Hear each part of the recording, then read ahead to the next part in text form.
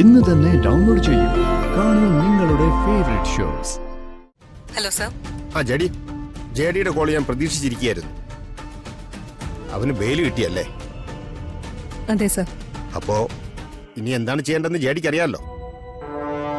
പഴുതുകൾ ഉണ്ടാവരുത്. Do it. Okay sir. Okay JD. നിയമവ്യവസ്ഥ ചിലർക്ക് നേരെ മാത്രം കണ്ണടയ്ക്കുന്നു എന്ന സംശയമാണ് ഈ മുൻകൂർ ജാമ്യത്തിലൂടെ. ടിവി ഒന്ന് ഓഫ് ചെയ്യുന്നുണ്ടോ? വാർത്ത കേട്ടിട്ട് ടിവി തല്ലി പൊട്ടിക്കാൻ തോന്നുക. അതുകൊണ്ട് എന്താ പ്രയോജനം? നഷ്ടം നമുക്ക് തന്നെയല്ലേ ഉണ്ടാവൂ. എന്നാൽ ഇത് വലിയ കഷ്ടമായി പോയി.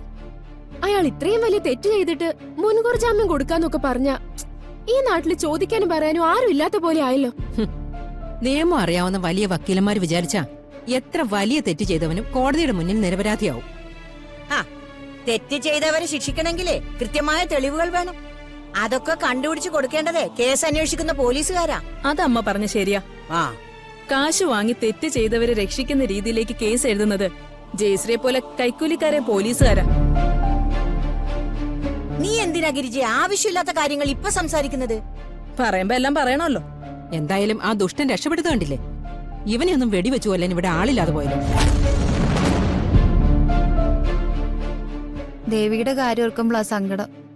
അവളിത് എങ്ങനെ സഹിക്കും? ഇത്രയൊക്കെ സഹിച്ചില്ലേ, ഇനിയും സഹിക്കാതെ വയ്യല്ലോ. ഇതാ പറയുന്നത്, പെൺകുട്ടികൾ അടങ്ങി ഒതുങ്ങി ജീവിക്കണമെന്ന്. സിനിമയിൽ കാണിക്കുന്നത് കണ്ടും ഫോണിലെ വീഡിയോയില് ഓരോരുത്തർ പറയുന്നത് കേട്ടും ആണുങ്ങളുടെ തലയിൽ കയറാനും തെറ്റ് കാണുമ്പോ എതിർക്കാനും ഒക്കെ പോയാല് അവസാനം ഇങ്ങനെയുള്ള കുഴപ്പങ്ങളൊക്കെ ഉണ്ടാവും. അമ്മ എന്തേ പറയുന്നത്? ആരെന്ത് തെറ്റ് ചെയ്താലും നമ്മളൊന്നും പ്രതികരിക്കാതെ മിണ്ടാതെ ഇങ്ങ് പോരണമെന്നാണോ? ആളും തരം അറിഞ്ഞു വേണം പെരുമാറാൻ. അല്ലാതെ വെറുതെ പ്രതികരിച്ചാ നാത്തൂൻ പറഞ്ഞ പോലെ ഇത്തരം കുഴപ്പങ്ങൾ ചെന്ന് ചാടും. അങ്ങനെ പറയുന്നത് ശരിയല്ല. നമ്മളെ മക്കളോട് ഇവരിങ്ങനെയൊക്കെ ചെയ്തിരുന്നെങ്കിലേ നമ്മൾ പ്രതികരിക്കില്ലേ? ജയശ്രീ ഇപ്പൊ ഉണ്ടായിരുന്നെങ്കിലേ കള്ളക്കേസ് കുടുക്കി അവനൊക്കെ കൊന്നു തള്ളിയനെ.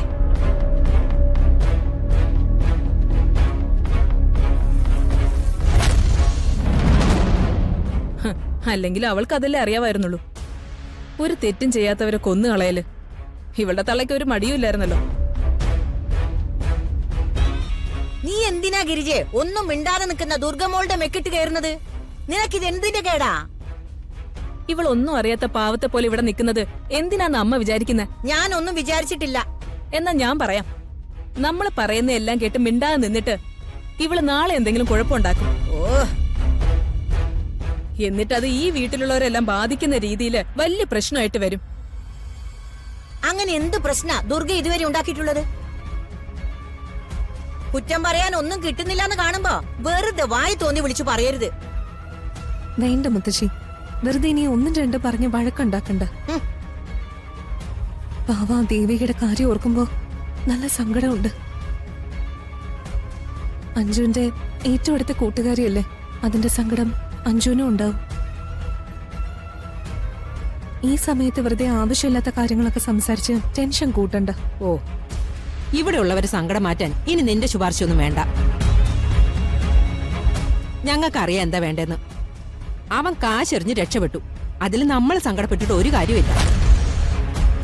എന്റെ പൊന്നു ദുർഗെ, നീ നിന്റെ മനസാക്ഷി വെച്ചാ അങ്ങനെ പറഞ്ഞെന്ന് ബോധമുള്ളവർക്ക് മനസ്സിലാവും. ഇവർക്കൊന്നും മനസ്സിലാകാൻ പോകുന്നില്ല. കയ്യിൽ കാശുള്ളവനെ തൊഴാനും ന്യായീകരിക്കാനും നിന്റെ ചെറിയമ്മക്ക് അറിയോ? അതെ, അങ്ങനെ തന്നെയാ ഞാൻ. അതിനെന്താ കുഴപ്പം? ഇത്രയും വലിയ തെറ്റ് ചെയ്തിട്ടും കാശുള്ളതുകൊണ്ടാണല്ലോ അവൻ രക്ഷപ്പെട്ടത്. അതെന്താ പറയാത്തെ? ഒരു മുൻകൂർ ജാമ്യം കിട്ടിയാലേ അതെല്ലാത്തിന്റെ അവസാനാണെന്നാണോ നീ വിചാരിച്ചിരിക്കുന്നത്? എന്നാ അത് അങ്ങനെയല്ല. ഈ പ്രപഞ്ചം നിറഞ്ഞു നിൽക്കുന്ന ഒരു ശക്തിയുണ്ട്. സൃഷ്ടിയും സ്ഥിതിയും സംഹാരവും എല്ലാം ആ ശക്തിയിൽ തന്നെ നടക്കുന്നത്. അല്ലാതെ കാശിന്റെ ബലം നോക്കി ന്യായവും നീതിയും ഒന്നും അവിടെ മാറി മറയില്ല. ആ ദേവിയുടെ മുന്നിൽ തെറ്റ് ചെയ്തവന് പിടിച്ചു നിൽക്കാൻ പറ്റില്ല. അവൻ വീഴും, നിലം പൊത്തും, ഈ മണ്ണിൽ അവസാനിക്കും. അത് ഉറപ്പാ.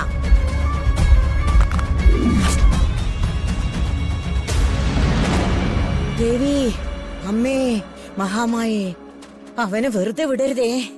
എല്ലാവർക്കും ഒരു പാടാകുന്നത് പോലെ അവനെ ശിക്ഷിക്കണേ ഭഗവാനേ.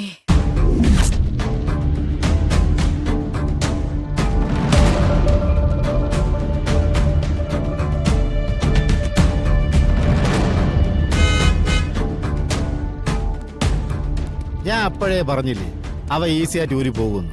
നമ്മൾ എത്ര കണ്ടിരിക്കുന്നു. നമ്മളെ ഇപ്പൊ കിട്ടിയത് മുൻകൂർ ജാമ്യമല്ലേ? കേസ് ശരിക്കും വിചാരണ തുടങ്ങുമ്പോ ജാമ്യമൊക്കെ റദ്ദാക്കിക്കൊള്ളും.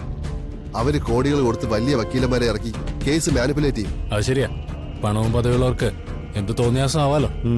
രക്ഷിക്കാൻ ആളുകൾ ക്യൂ നിൽക്കും. സത്യത്തിൽ എനിക്ക് സഹിക്കാൻ പറ്റുന്നില്ല. ഇതിനെതിരെ നമ്മൾ എന്തെങ്കിലും ചെയ്തേ പറ്റൂ. ഇനി ഒരുത്തനും ഒരു പെൺകുട്ടിയെ ഉപദ്രവിക്കരുത്. ഞാനൊന്ന് ജോർജ് സാറുമായി സംസാരിക്കട്ടെ. ദുർഗ മനസ്സിൽ വിചാരിക്കുന്ന തന്നെയാ ശരിയായ രീതി. സാർ അതിന് സമ്മതിക്കും. താൻ ധൈര്യമായിട്ട് വിളിക്കും.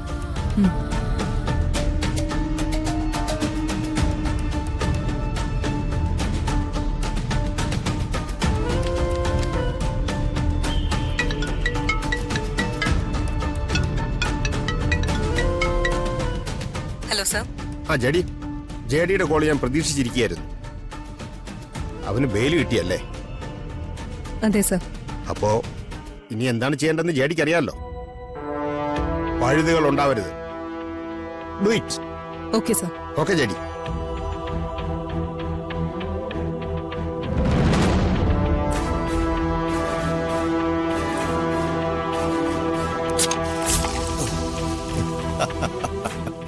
ഇന്ന് ആഘോഷിക്കേണ്ട ദിവസമാടാ. കുടിച്ചോ, എൻജോയ്.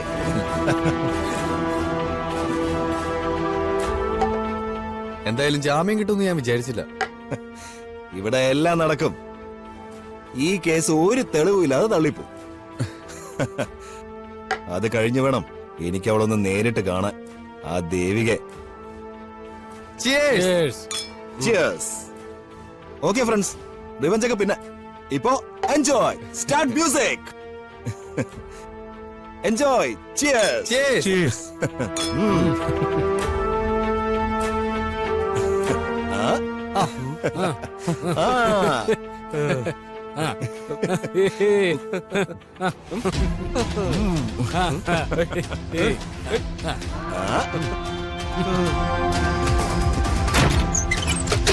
ആരാ നിങ്ങളൊക്കെ?